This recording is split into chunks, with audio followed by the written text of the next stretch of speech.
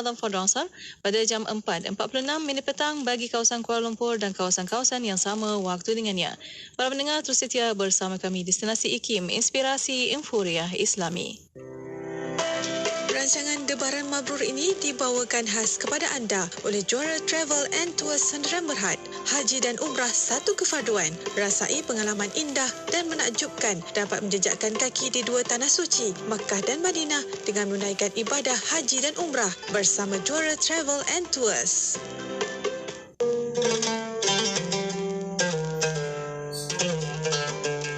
Assalamualaikum warahmatullahi wabarakatuh. Rabbi na'udzu bika min hamazati syayatin wa na'udzu bika rabbi an yahdurun. Alhamdulillahil qail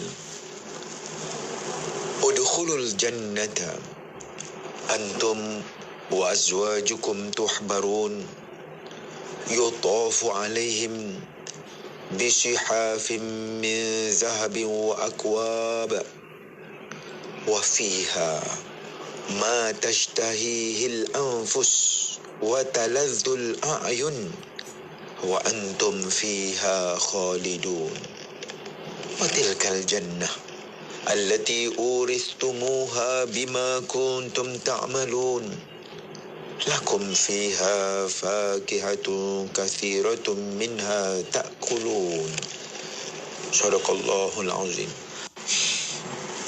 Masuklah kalian ke dalam syurga bersama dengan pasangan kamu, ahli keluarga kamu dalam keadaan gembira. Dikelilingi kamu dengan pinggan mangkuk berjana dari emas. Cawan-cawan, di dalamnya ada makan dan minum yang menyegarkan jiwa serta perasaan. Sedap mata memandang. Kamu, wahai ahli syurga, masuk ke dalamnya kekal selama-lamanya. Dan itulah dia syurga yang kami wariskan kerana amal, ibadah, mujahadah, jihad yang kamu lakukan. Di dalamnya ada buah-buahan yang banyak. Dan kamu akan menjamah makan sepuas hati. Maksud surah Az-Zukhruf ayat 70. Ayat 71, ayat 72, ayat 73. Alhamdulillahi Rabbil Alamin. Segala puja dan puji kami angkatkan setinggi-tingginya kehadrat-Mu, Ya Allah. Maha suci-Mu, wahai Allah. Dahulunya kami tidak berada di tempat ini. Engkaulah, wahai Allah, yang telah mengurniakan kami kesempatan masa. Mudah-mudahan umur yang barakah dan terus barakah untuk kami mendengar siaran ini, mendengar ucapan ini. Ini adalah majlis ilmu Debaran Mabrur yang dipancarkan dari tanah suci Makkah. Mudah-mudahan dari hati jiwa yang suci kerana dan untuk-Mu, wahai Allah. Tolonglah hati, jiwa dan perasaan kami yang mengelolakan majlis ini, wahai Allah. Untuk sama kami berkongsi nikmat. La riya'a fiha wala sum'ah. Mudah-mudahan tidak ada padanya penyakit riak, penyakit sum'ah. Mudah-mudahan ia menjadi jariah yang berpanjangan sebagai dorongan motivasi untuk terus kita menjaga kemabruran, wahai para alumni haji. Dalam keadaan kita bersangka baik dengan haji, umrah yang pernah kita kerjakan. Namun, ada perasaan takut dan bimbang. Takut-takut ibadah kita tidak diterima Allah.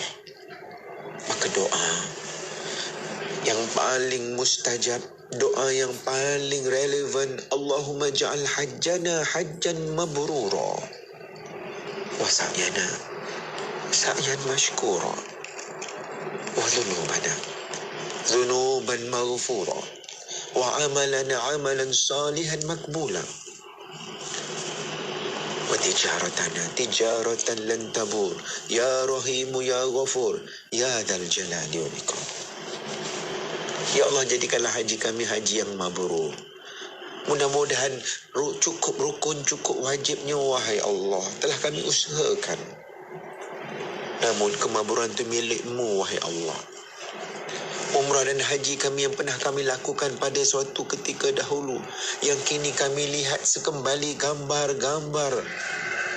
Namun wahai Allah, kami terus mendambakan kemaburannya, wahai Allah. Wahai Tuhan yang maha kasihan belas. Saya juga sedar Tika dan Saad ini yang mendengar siaran Debaran Mabrur, rancangan Debaran Mabrur ini, termasuk juga para ayah, para ibu, abang, kakak kita, kawan-kawan yang ingin sampai ke Tanah Suci Mekah. Allah mendengar doa dan rayuanmu, ayah, ibu, sidang jemaah yang dimuliakan.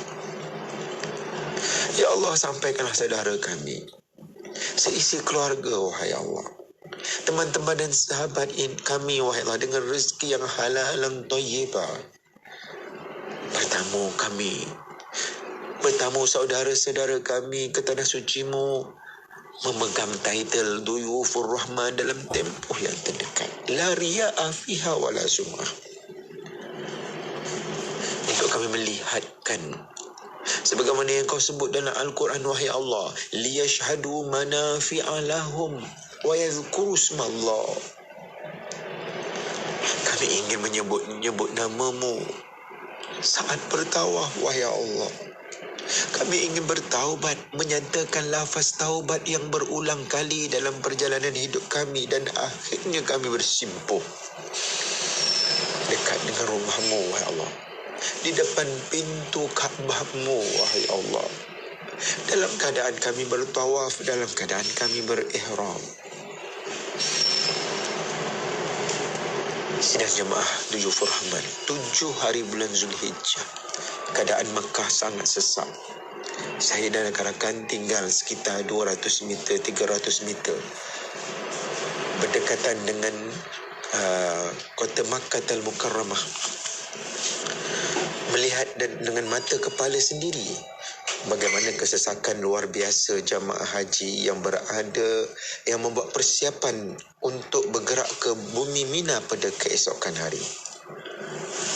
Persiapan-persiapan akhir oleh para pengelola jamaah haji bagi memimpin perjalanan ini untuk meninggalkan bumi Makkah Al-Mukarramah, membawa sejumlah bekal untuk berukuh di Padang Arafah pada 9 hari bulan Zulhijjah, untuk bermabit di Muzdalifah pada malam 10 hari bulan Zulhijjah, kemudian 4 hari 3 malam berada di bumi Mina untuk mengulangi amalan yang sama, solat 5 kali sehari semalam berjamaah, membaca Al-Quran, berzikir, berselawat ke atas Nabi SAW. Namun kali ini yang berbeza, para jamaah haji dalam keadaan ihram. Mereka masuk dengan ihram haji. Mereka masuk dengan ihram haji dan umrah. Mereka masuk di dalam keadaan masuk ke Mekah dengan ihram umrah. Haji tamattu', haji kiran, haji ifrad. Namun ketika berada di Padang Arafah, kami hamba-Mu, wahai Allah, kami sama di sisi-Mu, wahai Allah. Membezakan di kalangan kami tingkat-tingkat ketakwaan melalui jalan mujahadah dan jihad. Allahumma a'inna ala zikrika wa syukrika wa husna ibadatik. Ya Allah, tolonglah kami agar kami sentiasa mengingati-Mu, agar kami sentiasa bermujahadah, mensyukuri limpahan kurniaan-Mu yang tidak pernah putus. Dan bantulah kami agar kami sentiasa memperelokkan ibadah kami, semakin hari semakin baik, semakin hari semakin sempurna, kerana dan untuk-Mu, wahai Allah. Kepada rakan-rakan, ayah, ibu, sidang jemaah yang berada di tanah air, tidak ada kurangnya. Yang ada adalah penantian dan giliran untuk sampai ke Tanah Suci. Berpuasalah pada hari Arafah, berpuasalah pada hari ini, beribadahlah pada 10 hari yang awal di dalam bulan Zulhijjah. Dan sebaik-baik doa, khairul doa yawma Arafah, doa pada hari Arafah. Kami yang berada di Tanah Suci berpeluang berada di hari Arafah. Para jemaah yang berada di tanah air juga berpeluang berada pada hari Arafah. Berpuasa pada hari Arafah bagi tidak menunaikan ibadah haji, berdoa dan bermunajat kepada Allah. Fa inni qarib. Allah Ta'ala kata, ud'uni astajib lakum. Berdoalah kamu kepadaku, kata Allah. Aku sangat dekat, aku maha mendengar dan aku akan mustajabkan doa. Ya Allah, ampuni kami semua yang mendengar majlis ilmu ini, wahai Allah. Ya Allah, rahmati kami semua yang mendengar dan berkongsi ucapan dan majlis ilmu ini, wahai Allah. Ya Allah, sampaikanlah kami ke tanah suci-Mu, menjadi duyufur rahman. Berikanlah kami keikhlasan yang semakin menebal, kekhusyukan yang luar biasa, dan hadiahkan kami di hujungnya husnul khatimah. Allahumma idkhilna al-jannah ma'al ladzina an'amta 'alaihim minan nabiyyin was-siddiqin wasyuhada was-salihin wa hasuna ulaika rafiqa. Wa sallallahu ala sayyidina Muhammad wa ala alihi wa sahbihi wasallam. Walhamdulillahi rabbil alamin.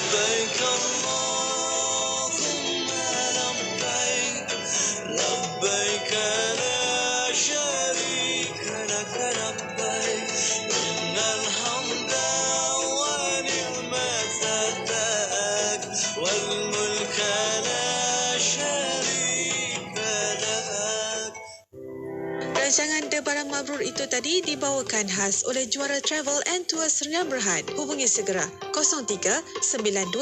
03-922-67105 dan cawangan Juara Travel di seluruh Malaysia untuk pertanyaan lanjut dan pendaftaran. Layari www.juaratravel.com.my. Jadilah yang terawal menyahut seruan Baitullah. Juara, pilihan kami. Berpengalaman selama 21 tahun dan telah membantu seramai 80,000 orang jemaah. Ramai berpuas hati dengan servis dan perkhidmatan yang diberikan. Hotel dekat, perkhidmatan 7 bintang dengan harga mampu terbang bermula RM6,990 saja. Dan bagi anda yang ingin pergi menunaikan haji dengan mudah, cepat dan selesa. Inspirasi, Inforia, Islami, semuanya di IKIM. أمسينا وأمسى الملك لله والحمد لله لا إله إلا الله وحده لا شريك له له الملك وله الحمد وهو على كل شيء قدير. رب أسألك خير ما في هذه الليلة وخير ما بعدها وأعوذ بك من شر ما في هذه الليلة وشر ما بعدها. رب أعوذ بك من الكسل وسوء الكبر. رب أعوذ بك من عذاب في النار وعذاب في القبر. Kami dan seluruh kerajaan memasuki waktu petang kerana Allah. Segala puji bagi Allah. Tiada sesembahan yang berhak disembah melainkan Allah semata. Tiada sekutu baginya. Semua kerajaan hanya miliknya dan segala pujian hanya untuknya. Dia maha berkuasa atas segala sesuatu. Wahai Tuhanku, aku memohon kebaikan yang ada di hari ini dan setelahnya. Sebaliknya aku memohon perlindungan dari keburukan yang ada di hari ini dan setelahnya. Wahai Tuhanku, aku berlindung kepadamu dari kemalasan dan buruknya umur tua. Wahai Tuhanku, aku berlindung kepadamu dari azab neraka dan azab kubur. Kapsul haji ini dibawakan kepada anda oleh Aman Palestin. Layari www.jommenyumbang.com. Bangkit berjuang bersama. Nabi menuju ke Madinah dan sampai di Madinah, kemudian baru diasaskan Masjid Nabawi di satu tempat Bani Najjar, tempat duduknya Qaswa. Lepaskan dia, da'ha fa innaha ma'murah, biarkan unta itu. Jadi Qaswa ini unta Nabi pergi dan duduk di tapak tu, dan tapak itulah yang dibina di atas masjid, dan tapak itu berdekatan dengan rumah Abu Ayyub Al-Ansari yang Nabi tinggal dekat situ. Jadi dibinalah Masjid Nabawi ini, yang mana milik daripada dua anak yatim tu dibeli oleh baginda Rasulullah SAW dengan duit. Jadi maknanya masjid ni masjid yang dibina oleh tangan Nabi SAW sendiri, dan juga daripada duit yang dibayar oleh baginda Rasulullah SAW. Mulia. Oleh kerana itu, solat di dalam masjidku ini, kata Nabi, adalah 1000 kali ganda daripada masjid yang lain. Ini daripada hadis yang jelas Nabi sebutkan kelebihan daripada Masjidin Nabawi. Selain daripada di dalamnya, kita maklum, di antara rumahku dan mimbarku raudhatun min riyadil jannah, ada di dalam itu taman syurga Allah, namanya raudhah kita panggil hari ini. Dan mimbarku, kata Nabi, adalah bertepatan dengan telaga haudku, kata baginda Rasulullah. Jadi kita kena tengok juga. Jadi ada tiang masjid asal tu, kemudian di dalam tu ada mimbar yang kita sebutkan tadi, mimbar Rasulullah SAW. Kemudian ada mihrab Nabi SAW, tempat yang Nabi selalu solat dan juga memimpin menjadi imam. Kemudian di sana ada tiang-tiang dalam masjid itu, seperti tiang Aisyah, tiang Nakhlah, tiang yang adanya batang kurma yang Nabi dulu berdiri masa Nabi khutbah untuk biasanya. Kemudian barulah setelah itu datang seorang perempuan Ansar, dia offer untuk buat mimbar yang baru, Nabi izinkan. Kemudian setelah Nabi SAW dah siap mimbar tu, Nabi pun berdiri duduk dekat mimbar yang baru. Tiba-tiba satu masjid dengar bunyi tangisan. Nabi berhenti khutbah, Nabi turun. Sahabat tengok siapa ni. Akhirnya Nabi pergi kat batang kurma tu, Nabi peluk dia. Kemudian Nabi usap-usap dan nampak Nabi bercakap, perawi cakap. Sehingga pada waktu itu suara semakin perlahan seperti bayi yang dipujuk. Akhirnya diam. Kemudian Nabi pun letakkan, kemudian Nabi naik balik. Nabi kata sesungguhnya batang kurma atau cebisan batang kurma itu menangis kerana berpisah dengan aku, rindu kepada aku. Bayangkan kalau kita tengok, tapi hanya beberapa jarak pun sudah merasa rindu. Bayangkan, ini yang tak ada, kita kata benda jamadat, benda yang tak bernyawa, tapi rindu kepada Nabi. Kapsul haji itu tadi dibawakan secara eksklusif untuk anda oleh Aman Palestin. Layari www.jommenyumbang.com. Bangkit berjuang bersama. Ukirkan senyuman di wajah mereka sebagai tanda ingatan dan rasa cinta kita.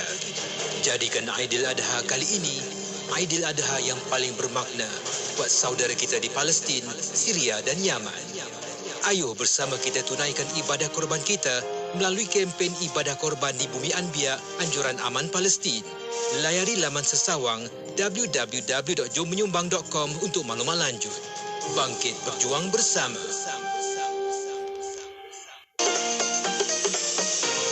Radio Institut Kefahaman Islam Malaysia telah berevolusi dalam memperkenalkan jenamanya kepada pendengar. Bermula dengan IKIM.FM, pilihan utama semenjak dari penubuhannya. Kepada IKIM FM, pilihan utama anda setelah 6 tahun bersiaran.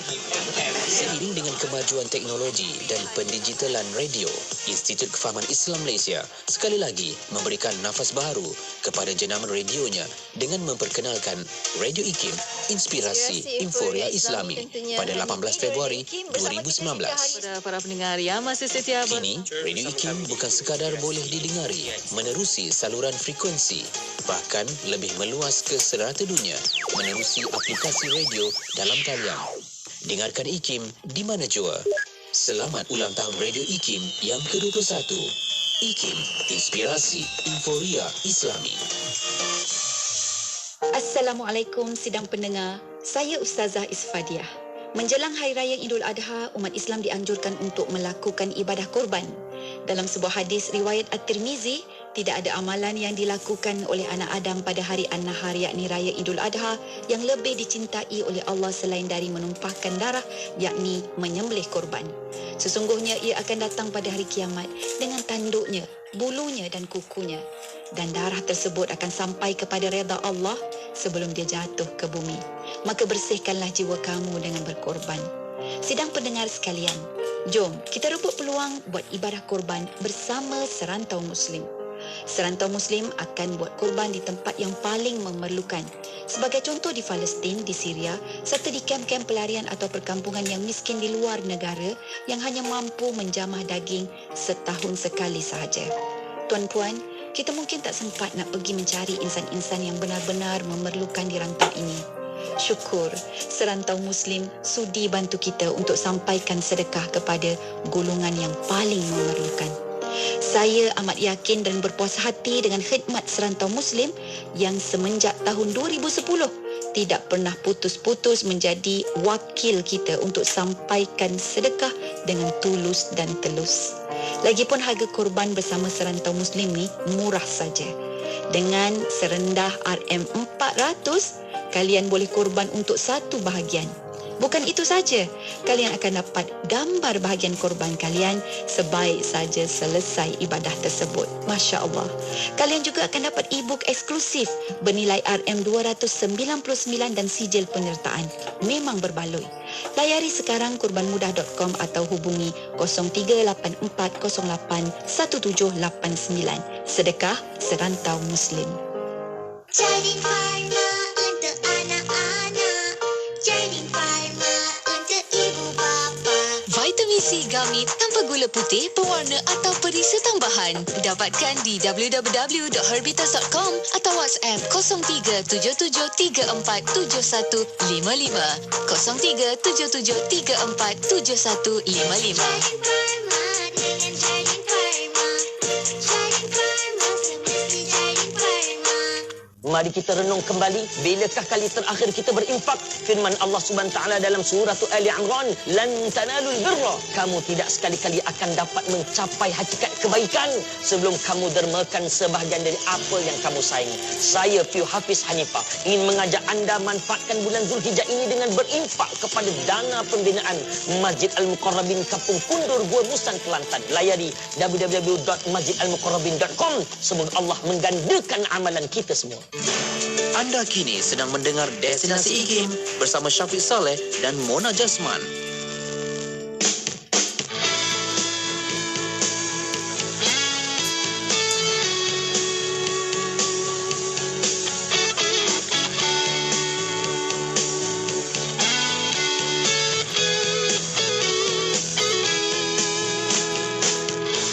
Apalah artinya hidup di dunia ini jika hanya tengah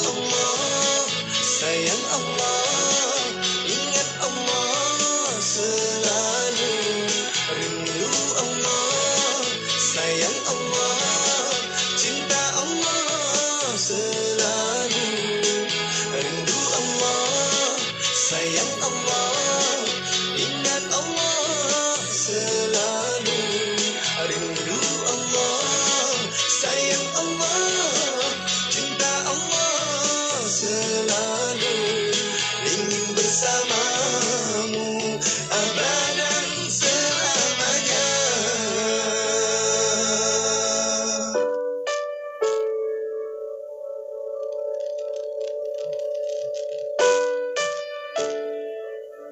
Kita pohon kehadrat Allah, ya Allah, pimpinlah hati, pimpinlah lidah, pimpinlah telinga, pimpinlah rasa kami, pimpinlah pandangan kami sehingga kami dapat bercakap, memahami, bertepatan dengan apa yang Engkau inginkan, ya Allah. Kerana kita sebagai seorang hamba, kita beribadah bukan kerana apa yang kita suka. Kita buat ialah apa yang Allah suka. Dan oleh kerana kadang-kadang kejahilan kita inilah yang kadang-kadang buta mata kita untuk melihat sebenarnya apa yang Allah suka. Dan kerana itulah kita sering derhaka pada Allah dan kita kadang-kadang mementingkan diri kita sendiri, tidak lagi mengutamakan Allah Subhanahu wa taala.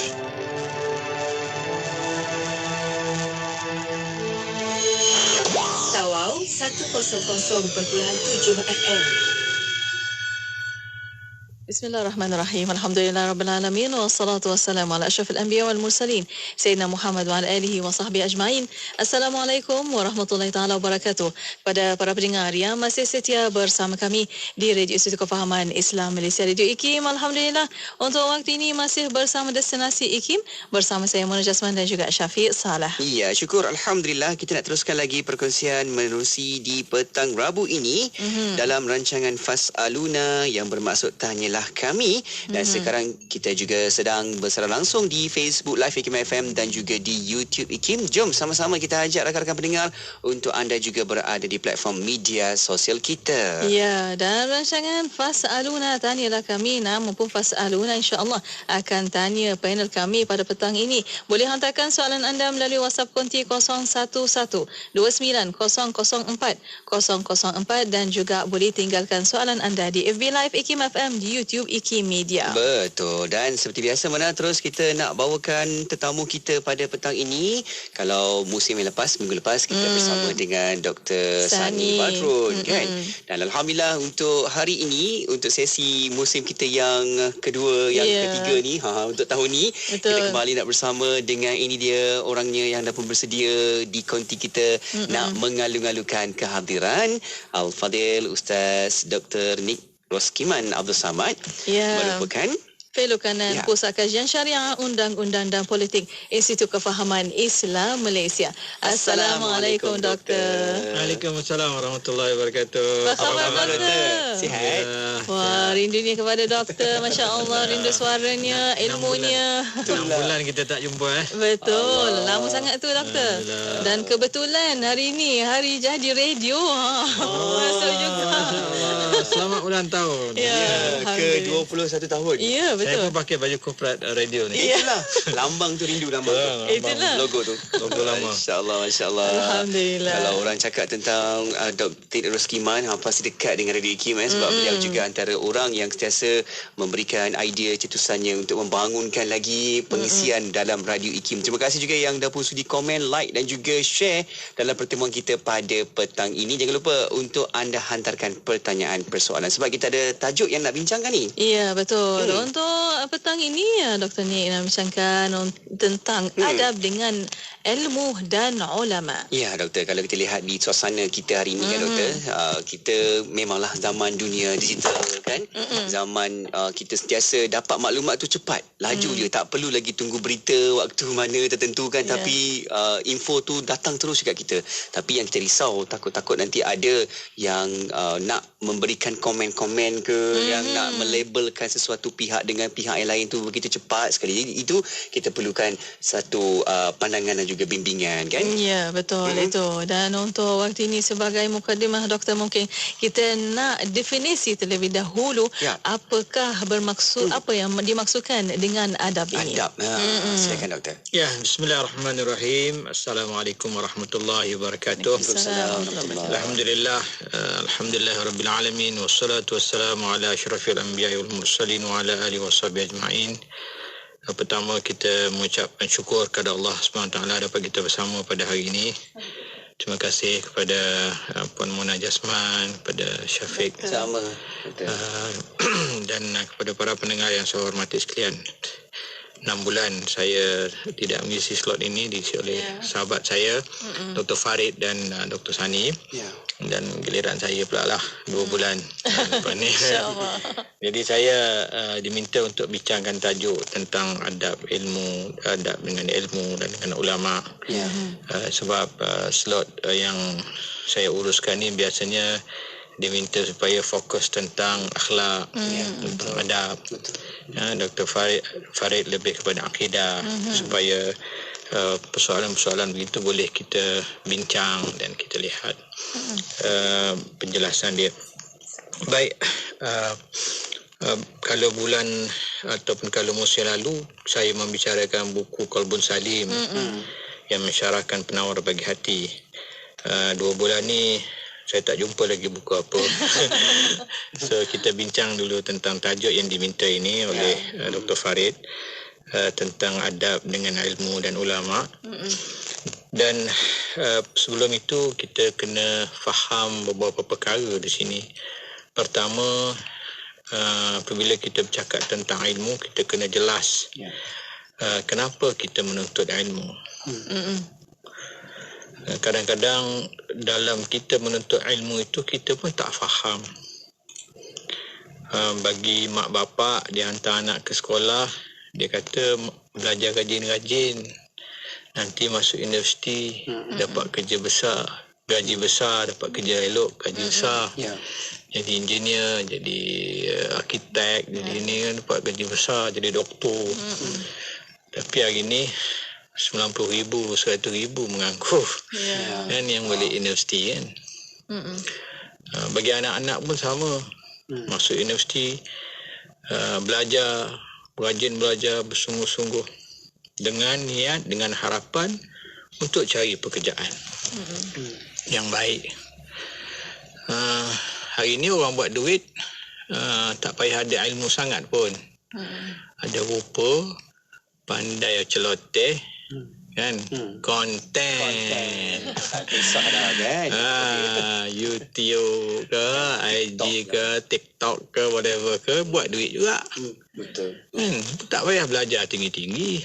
Kan, dapat followers, meletup, dapat buat duit. Kan. So akhirnya kita melihat bahawasanya menuntut ilmu itu sebenarnya bukan untuk mendapatkan pekerjaan ataupun mendapatkan wang. Kerana tak semestinya. Kan? Tak semestinya. Orang yang tak ada wang pun, orang yang tak ada ilmu pun boleh-boleh je hidup senang kan. Sebab itulah daripada awal lagi. Dulu kalau kita kata orang tak dengar, tapi hari ni apabila ramai lulusan graduan universiti yang menganggur, kan, kita kata belajar ni untuk Allah, cari redha Allah, kan. Dulu orang tak nak dengar, belajar ni nak dapat kerja yang elok. Tapi bila ramai yang menganggur, barulah mula terfikir betul juga, betul agaknya kelulusan ni bukannya peranan, bukan penentu. Bukan penentu. Jadi sebenarnya dalam Islam menuntut ilmu ini ada beberapa tujuan dan matlamat. Yang pertama, sudah pastilah untuk membebaskan kita daripada kejahilan. Sebab tu Nabi kata apa? Talabul ilm faridatun ala kulli muslim. Tuntutlah ilmu itu fardu. Menuntut ilmu itu fardu, wajib bagi setiap orang. Untuk apa? Untuk membebaskan dia daripada kejahilan, supaya dia tahu peranan dia yang dia perlu lakukan, semayang, puasa dan sebagainya. Yang kedua, kita tuntut ilmu untuk apa? Yang kedua, kita tuntut ilmu selain daripada membebaskan kita daripada kejahilan, ialah juga untuk kita membina akhlak dan peribadi kita. Betul. Untuk kita membina akhlak dan peribadi kita seperti mana yang dikehendaki Allah Ta'ala. Untuk kita. Sebab itu menuntut ilmu itu produknya ialah bukan sijil. Bukan sijil yang kita bawa ke hulu ke hilir ke tempat interview, ataupun yang kita gantung kat dinding. PhD from University of Harvard ke whatever lah. Bukan. itu bukan tujuannya dalam Islam. Tujuan menuntut ilmu dalam Islam selain daripada mencari keredaan Allah, membebaskan daripada kejahilan, supaya tahu tanggungjawab kita, ialah untuk menjadikan diri kita ini insan yang beradab. Ada ilmu didik kita, hati kita. Kita memiliki insan yang berakhlak. Kita tahu diri kita ini apa yang perlu kita lakukan. Jadi produk kepada pendidikan itu ialah diri kita. Yang ni yang Prof. Naqib Al-Atas dan Profesor Muhammad Nur selalu sebut insan adabi. Istilah yang digunakan ialah insan adabi. Insan yang beradab. Kalau di barat, orang pendidikan itu untuk melahirkan warga negara yang berbakti kepada negara, yang menghormati undang-undang. Kita tidak. Kita bukan untuk menghormati undang-undang semata. Sebab itu di barat, dia orang tak kisah orang yang mempunyai private life yang teruk. Ada perempuan simpanan ke apa-apa saja, social dia tak kisah kan, sebab that's your private life. Yang penting ni ialah you kerja bagus, professional you bagus, tip top. Tapi dalam Islam tidak. Dalam Islam kita ingin melahirkan individu, melahirkan pekerja, melahirkan manusia yang memiliki adab, insan adabi yang komprehensif.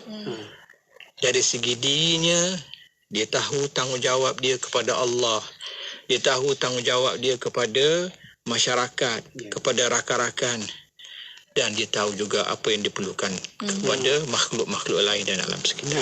Betul. Dan inilah yang dikatakan pendidikan itu matlamatnya juga ialah untuk melahirkan, mendidik, membuahkan akhlak. Akhlak itulah yang kita katakan juga adab. Kita sambung. Kita sambung lagi tu, kan? Sebab kita kena tahu bagaimana ada perkaitan di situ kan, ilmunya turun kepada apa yang kita buat, perangai kita lah kan, adab, akhlak kita ni, dan akan terus juga mencaknakan lagi bagaimana untuk kita buat persiapan berhubung dengan orang dan cara komunikasi kita dengan orang. Ya, insya-Allah. Dan untuk waktu ini para pendengar, kita berehat seketika. Kita akan kembali selepas ini. Untuk anda boleh hantarkan soalan melalui WhatsApp konti 0112900404 dan juga boleh tinggalkan soalan anda di FB Live IKIM FM, di YouTube IKIM Media. Rehat seketika, kembali selepas ini. Terus setia bersama kami Hania di Destinasi IKIM.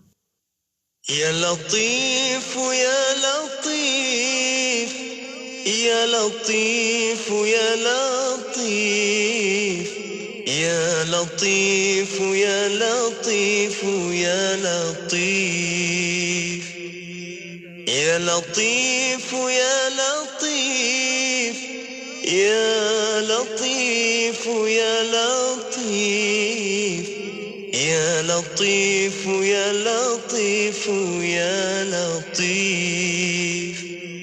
Allahu latifun bi'ibadihi yarzuqu man yasha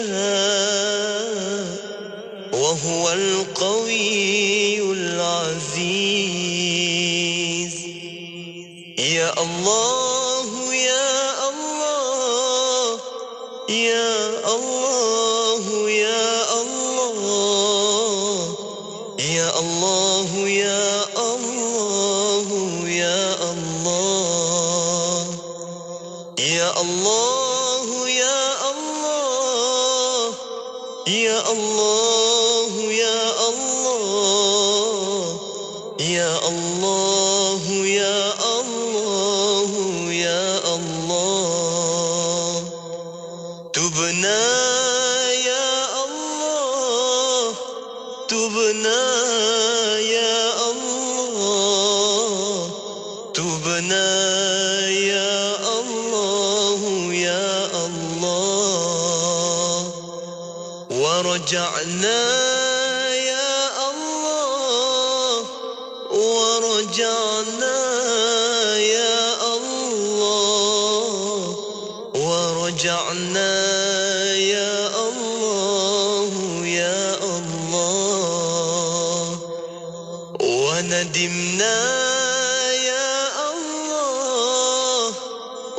وندمنا يا الله وندمنا يا الله يا الله سبحان الله والحمد لله ولا إله إلا الله والله أكبر ولا حول ولا قوة إلا بالله سبحان الله والحمد لله ولا إله إلا الله والله أكبر ولا حول ولا قوة إلا بالله سبحان الله والحمد لله ولا إله إلا الله والله أكبر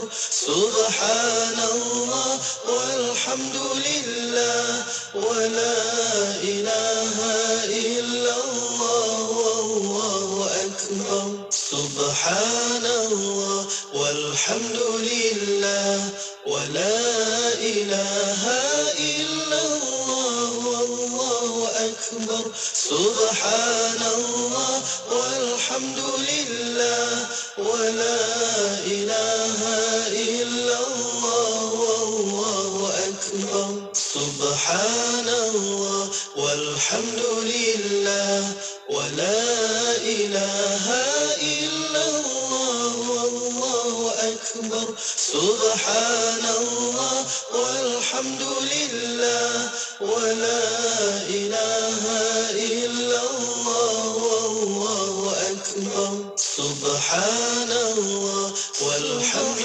لله ولا إله إلا الله والله أكبر. Pulau Pinang, Perlis, Kedah dan Langkawi 89.0. Bismillah, alhamdulillah, wassalatu wassalamu ala rasulillah. Alhamdulillah, masih bersama Destinasi IKIM pada waktu ini untuk rancangan Fas'aluna, tanyalah kami. Ya, betul. Jom terus tonton di Facebook Live IKIM FM dan juga di YouTube IKIM sebab kita sedang bersiaran langsung di situ untuk sama-sama juga kita buka ruang peluang kepada anda hantarkan soalan dan juga pertanyaan di platform media sosial kita. Di Facebook dan juga di YouTube boleh letakkan soalan dan juga pertanyaan di ruangan komen dan juga boleh hantarkan ke talian WhatsApp konti 0112900404. Dan masih membincang tentang adab dengan ilmu dan ulama bersama yang berusaha Dr. Nirus Khiman Abdul Samad, Fellow Kanan Pusat Kajian Syariah, Undang-Undang dan Politik Syara Institut Kefahaman Islam Malaysia. Baik, Doktor. Kita ada soalan, Doktor, dari sahabat pendengar kita di Negeri Sembilan. Jom kita terbang ke sana sekejap. Kita bersama dengan soalan yang kita dapat di sini. Doktor, bila kita nak belajar ni, kita nak dapatkan adab dulu baru tuntut ilmu ke? Bagaimana, Doktor? Yang mana satu dulu, Doktor? Ya, bismillahirrahmanirrahim. Benda ni dibahaskan oleh para alim ulama, sama ada adab dulu ke ilmu dulu. Sebenarnya adab itu juga ilmu. Kan, ilmu yang kita pelajari untuk berlaku adab. Kan, adab macam mana kita nak beradab kalau kita tak ada ilmu. So yang mula-mula sekali kita kena belajar untuk beradab. Banyak ilmu untuk beradab. Barulah kita belajar ilmu lain, ilmu akidah, ilmu fiqh. Tapi belajar supaya kita memiliki ilmu untuk beradab itu. Jadi ini yang dikatakan oleh Abdullah Ibn Mubarak, kami mempelajari adab selama 30 tahun. Tetapi kami mempelajari ilmu selama 20 tahun je. Jadi selama 30 tahun tu dia mempelajari adab. Adab bagaimana? Dan kalau kita kata adab ini jangan kita ingat adab ini adab yang dalam arti kata sopan santun. Kita faham adab ni, dia ni tak beradab lah depan orang, tak tunduk. Kan, itu pun satu bentuk adab juga yang kita panggil lebih kepada etika, etiket. Kan, sopan santun lah kalau dalam Melayu kita kan. Jalan kena tunduk. Itu satu bab, itu satu aspek. Tetapi adab dalam konteks yang lebih luas ialah melakukan keadilan, meletakkan sesuatu kena pada tempatnya. Itu yang dikatakan adab. Kita beradab itu ialah kita sebenarnya adalah melakukan keadilan, melaksanakan keadilan. Keadilan dalam konteks kita dengan Tuhan, dalam konteks kita dengan manusia, dalam konteks kita dengan alam, dengan makhluk. Sebab itu orang yang beradab ni orang yang dia tu harmoni dengan semua. Dengan alam pun dia okey, dengan manusia pun dia boleh pergi, dengan Tuhan pun dia bagus. Tetapi orang yang tidak ada adab, dia akan bermasalah, dia akan konflik, dia akan bergaduh dengan semua. Dengan rakan-rakan sepejabat pun dia tak boleh ngam. Dengan Allah Ta'ala pun dia memang tak puas hati, komplain je, Allah Ta'ala ni tak bagi tu, tak bagi ni, aku dah minta. Dengan alam pun, dengan kucing dia pun, dengan haiwan pun ada buah hal yang tak bercakap tu pun kan? Semua dia tak puas hati kan? Itu orang yang mengalami masalah diri dia yang dia tidak boleh sesuaikan. Jadi memang betul kalau kita katakan bahawasanya mempelajari adab itu adalah suatu yang dituntut sebelum kita mempelajari ilmu yang khusus. Sebab itulah banyak macam Sayyidina Umar pun menyebut ta'addabu summa ta'allamu. Belajar adab, beradab dulu. Belajar untuk beradab. Atau peradabkan dirimu. Kemudian baru kamu belajar. Begitu juga Sayyidina Ali pun menyebut hal yang sama ketika Allah SWT berfirman, ku anfusakum wa ahlikum nara. Jagalah dirimu dan jagalah keluargamu daripada api neraka. Maka apabila ditanya apa yang dimaksudkan begitu, apakah yang dikatakan, apakah yang boleh difahami dengan kata-kata itu, maka Imam Sayyidina Ali menyebut adibuhum wa'allimuhum. Kamu beri dia adab dan kamu ajar dia. Maknanya adab itu suatu benda yang penting, suatu perkara yang penting untuk kita terapkan dalam diri kita, diri anak-anak kita daripada kecil lagi. Adab ini merangkumi semua benda lah yang kita sebut. Sama ada benda-benda yang bersifat kita kata etiket, sopan santun, adab bangun pagi dan sebagainya, ataupun adab-adab yang lebih besar lagi. Bagaimana mentadbir negara pun ada adab dia. Kan kita jangan lihat adab ini lebih kepada benda rumah kecil-kecil remeh-temeh ni je. Tidak. Kan adab hormat orang tua, tu adab hormat guru, itu satu hal. Mentadbir negara ada adab dia. Betul. Bagaimana kita menguruskan sebuah negara, dia ada tata cara yang perlu kita patuhi, yang perlu kita ikuti. Jadi ini adalah semua perkara yang kita dapat daripada ilmu. Apabila kita memiliki ilmu, maka kita boleh membuahkan adab itu. Ilmu kita boleh, setelah kita memiliki ilmu yang untuk beradab itu, maka daripada situ kita boleh kembangkan lagi untuk kepada perkara-perkara yang lain. Ilmu pertahanan negara, ilmu ekonomi dan sebagainya. Sebab itulah benda ni penting bagi sebuah negara. Jadi itu yang kalau kita sebut berbalik kepada soalan daripada saudara kita, pedul ke apa negeri sembilan tadi. Jadi wallahu alam. Okey, itu dia kan antara yang kita boleh bincang. Ada lagi juga soalan yang kita dapat, Doktor, di YouTube IKIM. Sahabat kita bertanya, Aiman Ali nama YouTube-nya, bagaimana untuk mempraktikkan adab di rumah bersama keluarga pula, Doktor? Atau apakah perkara mudah yang boleh praktikkan adab di rumah ni berkaitan juga dengan anak-anak kan? Adab dengan ibu ayah, adab dengan adik-beradik. Jadi bagaimana, Doktor? Apa perkara yang boleh kita menyerap tentang di rumah tu, Doktor? Pertama, kalau kita lihat dalam konteks keluarga, kalau untuk anak-anak daripada kecil lagi lah, kita diminta supaya kita memahamkan anak-anak kita dengan adab-adab daripada kecil lagi. Kerana semua anak-anak kita tu kita kena fahamkan dia dengan adab, kena bagi tahu dia. Dan kalau kita lihat dalam zaman sekarang ni, anak-anak yang dihantar ke pusat dan tunas Islam dan sebagainya kan, taman asuhan Islam ke whatever yang Islamik tu, kebiasaannya adab-adab itu dah diajar, diserapkan kebiasaannya kan. Bagaimana adab balik rumah, adab makan kan, biasanya kalau begini semua ada. Yang tu sepatutnya anak-anak ini dibimbing dan diajar dan diasuh supaya bukan sekadar masa tadika saja. Ya, betul. Masa dia besar pun bawa. Kita suka tengok anak-anak kan, Allahumma barik lana fi. Cuba tengok budak besar dah ada buat dah? Tak ada dah. Tak ada dah. Dah masuk sekolah menengah tak adanya Allahumma barik lana. Kan? Sesimpel as that lah. Kecil-kecil adalah kita suka dengar kan. 5 tahun baca doa comel je bunyi. Lepas tu besar tak ada. Kenapa tak ada? Bila suruh macam malu suka. Kenapa tak ada? Sepatutnya benda tu diteruskan. Diteruskan belajar lah sampai besar, sampai ketua pun orang tua. Kadang anak bukan main hafal doa tu doa ni semua. Bapa mak sampai ketua pun tak hafal. Salah juga. Kan asyik suruh anak je. Bapak cuba baca sekali. Kan? Bapak baca sekali. Baca. Itu kita kata itu dalam rumah tangga. Tapi tidak cukup itu saja. Saya nak tekankan di sini bila kita cakap tentang adab, tak cukup kita sekadar fokus kepada adab yang baca doa, bangun pagi, gosok gigi, benda-benda yang kita kata benda yang mandin kan. Tetapi benda yang lain juga yang lebih besar lagi. Adab dengan Tuhan. Ya, betul. Apa adab kita dengan Tuhan? Sebagai contoh, kita kena semayang, solat, jaga. Yang tu bagus semua, baca doa sebelum baca doa sebelum makan, tapi semayang tak. Allah. 5 waktu tak semayang. Abang dah semayang tak. Apa makna? Maknanya dia masih belum faham tentang adab itu. Dia konsep adab dia itu lebih kepada doa-doa saja.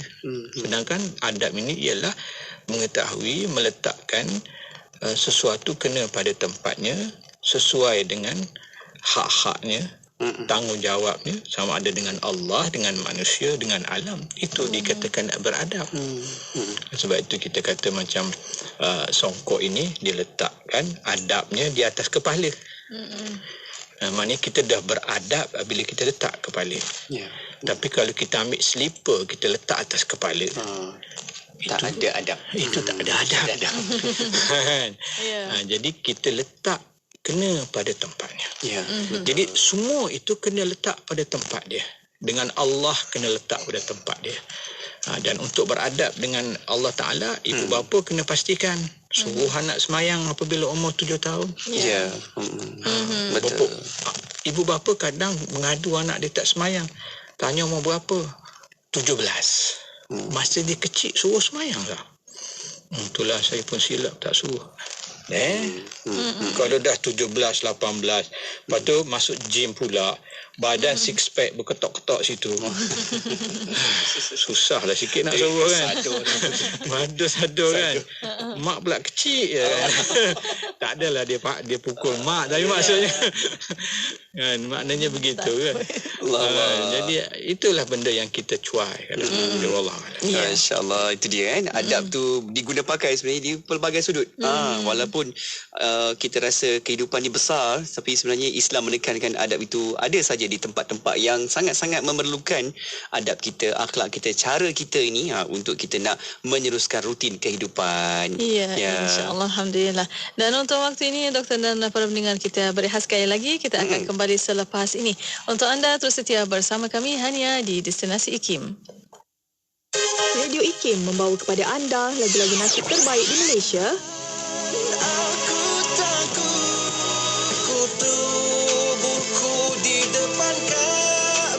IKIM memberi anda lagu nasyid yang menyusik jiwa.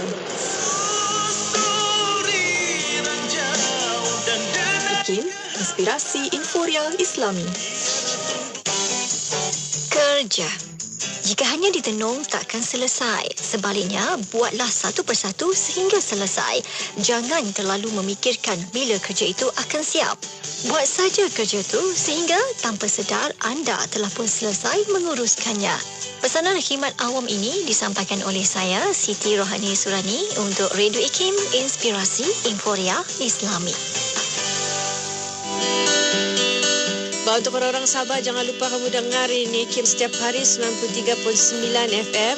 Pastikan kamu dengar tau. Ini betul-betul bagi manfaat sama kita orang Sabah. Inspirasi Euforia Islami hanya di Radio Institut Kefahaman Islam Malaysia. Terima kasih kepada anda yang masih setia bersama kami. Untuk waktu ini, Faz Aluna masih bersiaran langsung di FB Live IKIM FM di YouTube IKIM Media. Betul. Soalan pertanyaan boleh hantarkan melalui WhatsApp konti 011-29-004-004 dan juga boleh tinggalkan di FB Live IKIM FM di YouTube IKIM Media. Ya, betul. Kita nak teruskan lagi perbincangan kita pada petang ini bersama dengan tetamu kita. Kita ada yang berusaha Dr. Nik Roskiman Abdul Samad, okey, dari Fellow Pusat Syarak IKIM, dan kita nak teruskan lagi perbincangan ini berkaitan dengan soalan-soalan yang kita dapat juga di Facebook dan juga di YouTube IKIM. Okey, ada soalan yang kita dapat di sini dari Siti Sabariah bertanya, Doktor, Ustaz, jika kadang-kadang ada setengah guru tidak beradab dan menyuruh anak murid beradab, bagaimana pula, Doktor? Silakan. Baik, ini soalan yang selalulah kita dengar kan. Bukan guru saja, mak bapak pun sama kan. Kau nak pergi semayang tu, dah maghrib dah nak pergi semayang, dia tengok TV. Kan. Jadi dia suruh semayang, anak semayang, dia sendiri tak semayang. Sepatutnya kita kata kepada anak, jom kita semayang jemaah. Bukankah itu lebih baik? Ayah imam, anak makmum, mak makmum, kan? Itu lagi baik daripada kita suruh anak sedangkan kita tak buat. Betul. Sama juga dengan guru pun sama. Guru ni kita tak boleh katakan semua guru kan. Di sini pun dia kata setengah guru. Puan Siti Sabariah ni kan dia kata ada setengah guru yang tak. Kita tak boleh nak cari semua guru yang beradab. Sebab manusia ni begitulah sifat dia, ada kelemahan yang sendiri kan. Jadi apa yang kita boleh lakukan ialah kepada anak-anak kita nasihatkan dia supaya mengikut apa yang cikgu dia suruh. Kan kadang-kadang cikgu kata mungkin cikgu sendiri tak beradab, yang tak ikut apa yang dia cakap, itu tak apalah. Kita biarkanlah. Saya teringat kawan saya dulu pernah saya tegur dia isap okok. Dia pakar jantung. Saya cakap ke dia, kau ni doktor isap okok. Bukan doktor kata okok ni membahayakan kesihatan. Dia kata dengar apa yang doktor kata, jangan ikut apa yang doktor buat. Dia lah kata, saya tidak tujukan kepada semua doktor. Kan nanti marah pula doktor kat saya kan. Kawan saya tu lah, dia kata kau dengar nasihat doktor. Kau jangan ikut apa yang doktor buat. Dia begitu juga dalam hal ni. Kalau cikgu suruh, mungkin cikgu tu sendiri ada kelemahan, tak mampu lagi nak buat apa yang dia kata, tak mampu lagi nak tinggalkan keburukan sifat, tak apalah, kita maafkanlah dia. Tapi apa yang dia suruh, yang dia ajar, dia nak anak murid dia lakukan kebaikan, murid dia melakukan perkara yang beradab, anak-anak kena buatlah kan. Kadang-kadang anak dia tengok macam tu, itu memang fitrah. Fitrah anak-anak begitu. Dengan ibu bapa pun sama. Kan dengan ibu bapa kalau dia suruh something, dia sendiri tak buat, anak-anak pun akan kata benda yang sama. So sebaik-baiknya kalau kita mencakap tentang ideal, sudah pastilah yang idealnya kita lakukan apa orang kata, melakukan benda yang kita suruh kan. Walk the talk kan. Kan buatlah, kalau dulu kepimpinan melalui tauladan kan. Itu benda-benda yang kita kena buatlah. Tapi kalau tak boleh, so janganlah kita ikut benda yang tak elok. Wallahualam. Saya nak jawab lebih pun benda ni susah juga kan. Tergantunglah kan. Memang anak-anak dia suka tengok ibu bapa buat contoh. Terima kasih doktor. Dan ada soalan lagi di WhatsApp konti 0112900404 bertanya, saya jenis yang pendiam dan introvert. Adakah dikira beradab sekiranya saya bersikap begitu pada orang sekeliling saya seperti teman sejawat dan family? Bagaimana? Pendiam Dia dari satu segi diam ni bagus. Tanpa bercakap bukan-bukan. Ya kan, kita dah baca hadis dulu kan. Nabi kata falyakul khairan au liyasmut kan. Kamu bercakap benda yang baik atau kamu diam. Diam je. Diam. Cuma kita diam tu dalam keadaan jangan kita diam kerana marah. Ada orang dia diam tu sebab dia marah. Kan tarik muka senyap. Tarik muka. Tu tak malah macam tu. Tak respon. Kalau kita diam, kalau orang tanya kita bercakap, tak ada masalah. Tak ada jadi kita kata tidak beradab kerana senyap. Dan tak apa. Kalau kita kata kita senyap, tidak ada keperluan untuk bercakap, senyaplah. Diamlah. Itu lagi bagus. Kan, daripada kita bercakap tak berhenti. Itu yang kita kata dulu, yang mana fadilah, yang mana virtue, yang mana lebih baik. Sama ada bercakap atau diam. Diam lebih baik. Apatah lagi bercakap banyak. Kalau kita senyap. Kita bercakap apabila perlu. Apabila benda yang kebaikan yang membawa manfaat, kita bercakap. Baik, yang seterusnya sebelum saya sebelum kita berakhir, satu perkara yang saya nak sentuh juga di sini ialah tentang adab kita dengan ulama. Satu perkara yang sering kita lihat dalam media sosial yang berlaku ialah apabila ada di kalangan kita yang tidak menghormati ulama. Guru kita, pandangan ulama. Kita kadang pelik apabila ulama, ahli agama bercakap sesuatu pandangan, memberikan suatu pandangan, kadang orang awam yang tidak ada pengetahuan pun membantah, menghantar, mengkritik. Kan? Tapi kalaulah seorang doktor beri pandangan tentang perubatan, ataupun seorang engineer, arkitek beri pandangan tentang sebuah bangunan, adakah kita akan hantam dan kita akan kata tak betul? Tidak kan? Kita akan dengar sebab kita menghormati otoriti. Tapi kalau agama tidak. Agama orang awam yang tak belajar fardu ain pun, yang tak masuk kelas kafar pun, tak betul ni, hantam sana, hantam sini, label kan, macam Syafiq kata label itu, label ini. Tidak bersetuju. Kita sepatutnya menghindari daripada bersikap begitu. Kalau kita boleh hormat seorang doktor, kita boleh hormat seorang arkitek, engineer, kita boleh hormat, maka sepatutnya kita juga hormat kepada para alim ulama.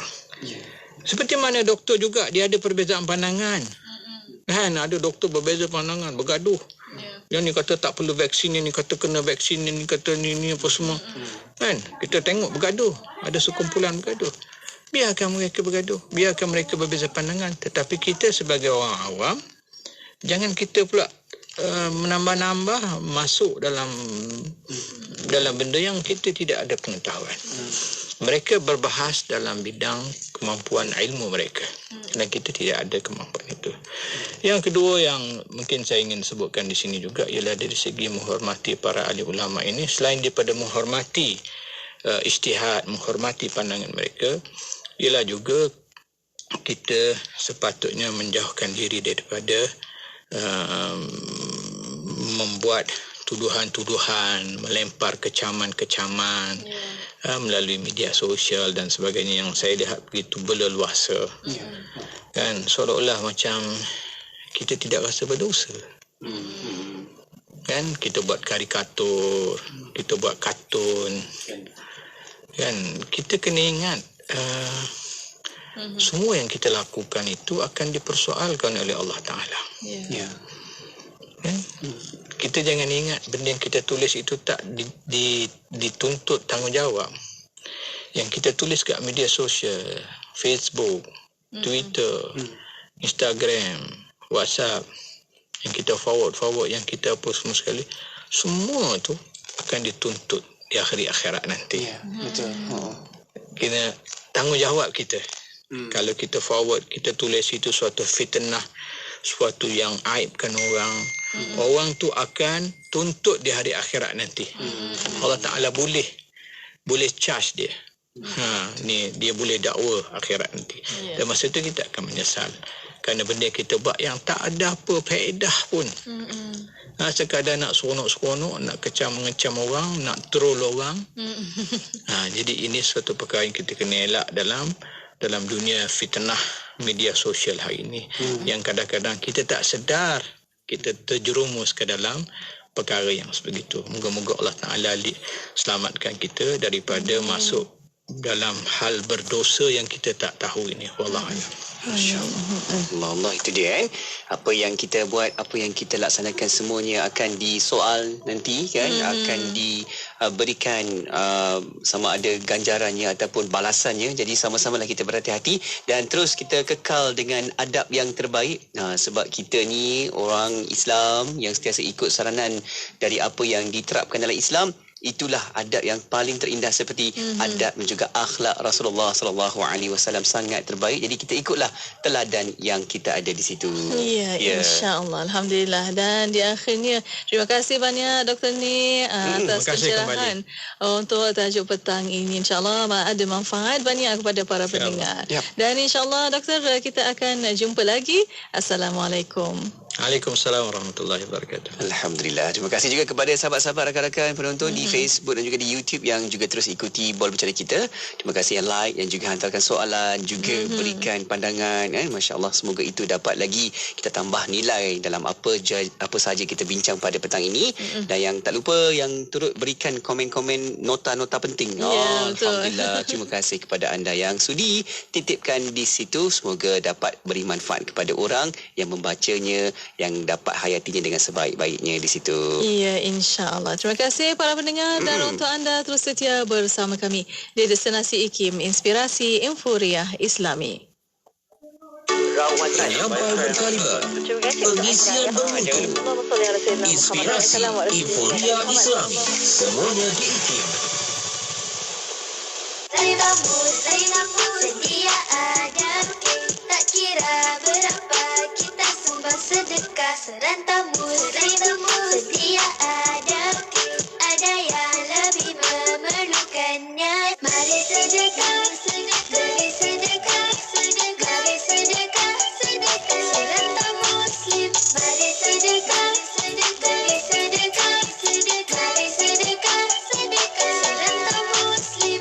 Siti, kamu ni kejap solat, kejap tak. Jangan buat main-main, Siti. Sibuk, Mak. Masa terhad sikit. Manakah nak rehat untuk makan lagi? Nak cuci makeup sebelum solat lagi? Dah tahu masa tu terhad. Carilah sesuatu yang memudahkan. Kamu tengok Sisa tu. Sempat aja dia nak bersih dan tanggalkan makeup sebelum wuduk. Dia pakai Hot Set Kosmetik Nuraisa, Mak. Nuraisa Kosmetik mesra wuduk tu? Habis tu, kenapa kamu tak pakai Hot Set Kosmetik Nuraisa juga? Nuraisa kan kosmetik mesra wuduk. Min, Raya Haji dah dekat. Awak dah daftar korban ke? Saya tak buat tahun ni. Tahun lepas kan saya dah buat. Itu cerita tahun lepas. Ibadah korban tu digalakkan buat setiap tahun. Lah, ya ke? Ingatkan seumur hidup sekali aja. Yelah, setiap tahun awak boleh sambut hari lahir anak isteri. Takkan korban tak boleh buat setiap tahun? Okey. Saya buat korban tahun ni. Tapi sempat lagi ke? Apa yang tak sempat pula? Easy korban kan ada. Hubungi 1-800-885-885 atau layari easykorban.org. Daftar sekarang tau. Sesungguhnya, jika kamu percaya akan amal sedekahmu, nescaya 1000 kebaikan akan datang kepadamu. Ayuh, berinfaklah sebaik-baiknya dengan membangunkan rumah Allah ini. Berinfak dan berwakaflah kepada dana pembinaan Masjid Taman Nusa Bayu, Mukim Pulai, Johor Bahru sekarang. InsyaAllah, rezeki akan diganda-gandakan di dunia dan pahala mencurah-curah di akhirat kelak. 1 jam setiap hari membangun motivasi diri. Dengarkan alunan ayat suci Al-Quran, zikir serta selawat yang menenangkan dan seruan azan dalam Renungan Hikmah setiap hari 7 hingga 8 malam di IKIM, Inspirasi Infuriah Islami. Subhanallah walhamdulillah wa la ilaha illallah wallahu akbar wa la hawla wa la quwwata illa billah. Subhanallah walhamdulillah wa la ilaha illallah wallahu akbar wa la hawla wa la aku